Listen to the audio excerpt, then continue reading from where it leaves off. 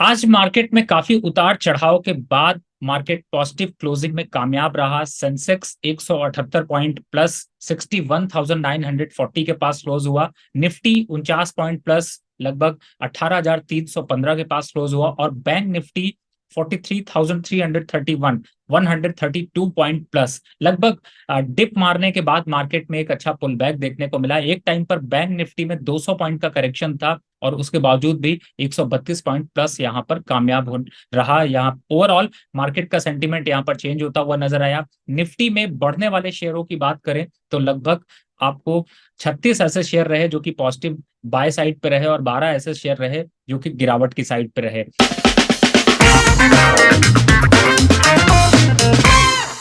आज सौदा खरा खरा में बात करेंगे कल की स्ट्रैटेजी की कि निफ्टी में आपको कौन सी स्ट्रैटेजी रखनी चाहिए। कल है वीकली एक्सपायरी का दिन, सबसे इंपॉर्टेंट दिन है, तो वहां पर कौन से ऑप्शन में आपको ट्रेड करना चाहिए, किन स्टॉक से बनानी चाहिए दूरी और किन स्टॉक्स को आपको अपनी बास्केट में रखना चाहिए, उसकी यहां पर बात करेंगे। सबसे पहले आपको बताया मैंने कि मार्केट जो है वो पॉजिटिव कामयाब रही क्लोज होने पे, लेकिन इस समय सबसे इंपॉर्टेंट जो लेवल है वो है कि निफ्टी 500 में अगर देखें तो कुछ टॉप स्टॉक्स और अच्छे स्टॉक्स जो हैं वो 52 वीक हाई पर आए हैं। जैसे कि इक्विटास स्मॉल फाइनेंस बैंक है जो कि 4.5% ऊपर क्लोज हुआ और क्लोजिंग आई है लगभग 80 के पास। महानगर गैस जिसमें कि 52 वीक हाई पर इस समय चल रहा है और इस समय चल रहा है करीब 1100 के पास। बीपीसीएल ने भी 52 वीक हाई यहाँ पर मारा है, एक लगभग 1% ऊपर 371 रुपए के पास। और केई इंटरनेशनल काफी साइडवेज सा ट्रेंड देखने को मिलता था लेकिन इस समय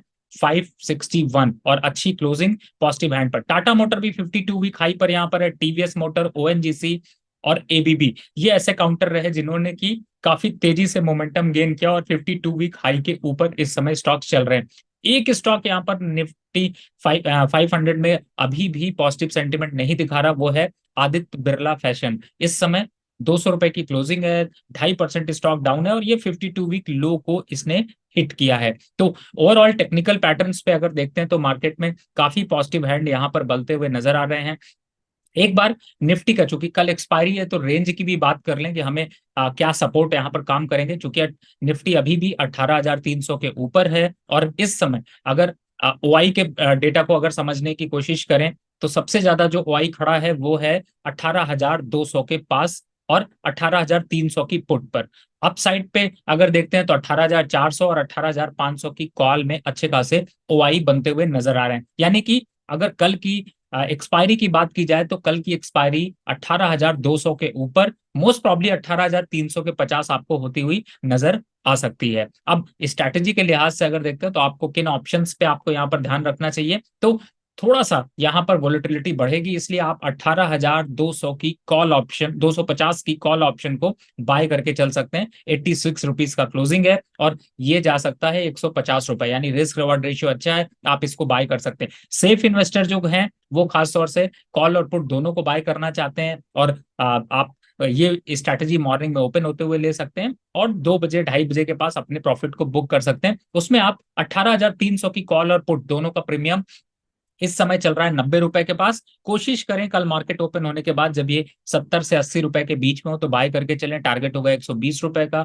और स्टॉप लॉस आप लगा के चलिएगा 45 रुपए का। तो यहाँ पर आपको कॉल और पुट बाय करेंगे, कम मार्जिन लगेगा और अच्छे ट्रेड आपको मिलते हुए नजर आ सकते हैं। एक बार यहाँ पर चर्चा ये भी कर लेते हैं कि आज टॉप ओआई गेनर कौन से रहे हैं, लॉन्ग बिल्डअप किसमें देखने को मिला है। तो आज ओआई गेनर के हिसाब से अगर देखते हैं तो आरती इंडस्ट्री, आईजीएल, पीएनबी, पॉलीकैब और अपोलो टायर, इनमें लॉन्ग बिल्ड अच्छे खासे ओआई खड़े होते हुए नजर आए। और कुछ यहाँ पर जो शॉर्ट कवरिंग देखने को मिली वो था ओएफएसएस यहाँ पर, जिसमें कि काफी अच्छी शॉर्ट कवरिंग देखने को मिली। शॉर्ट साइड से जो बिल्डअप देखने को मिला उसमें कैनरा बैंक, एस्ट्रल और बिरला सॉफ्ट, इनमें काफी फ्रेश शॉर्ट बनते हुए नजर आए। तो आप इस स्ट्रैटेजी के तहत आप इनसे दूरी बनाकर रख सकते हैं। अब ओवरऑल यहाँ पर अगर सेंटीमेंट को अभी समझते हैं तो निफ्टी में पॉजिटिव हैंड बना रहेगा। किन स्टॉक्स में आपको दूरी बनाकर रखनी चाहिए पहले उसकी चर्चा कर लेते हैं। तो आरती इंडस्ट्री में चूंकि यहाँ पर अच्छे खासे ओआई खड़े होते हुए नजर आ रहे हैं तो यहाँ पर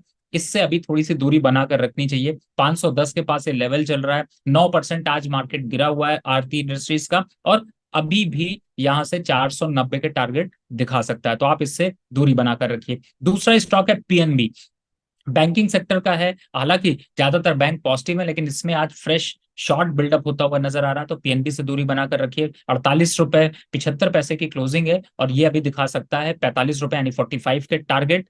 और साथ ही स्कॉट में यहाँ पर एक फ्रेश बिल्डअप, शॉर्ट बिल्डअप होता हुआ नजर आ रहा है, तो स्कॉट से भी आपको बनानी है दूरी, और ये अभी जा सकता है 2040 की क्लोजिंग है, और जा सकता है अभी 1950 के लेवल्स। तो इस स्टॉक में आपको अभी बनाकर रखनी है दूरी।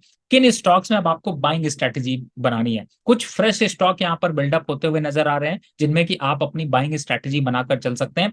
पहला स्टॉक है इंडिगो पेंट, काफी अच्छे मूव दिखा रहा है नंबर्स के बेसिस पे, और टेक्निकल पैटर्न पे भी देखते हैं तो आपको मेजर मूविंग एवरेजेस यहाँ पर पॉजिटिव हैंड पे जाते हुए नजर आ रहे हैं, तो आप इसमें अपनी बाय पोजीशन बना सकते हैं।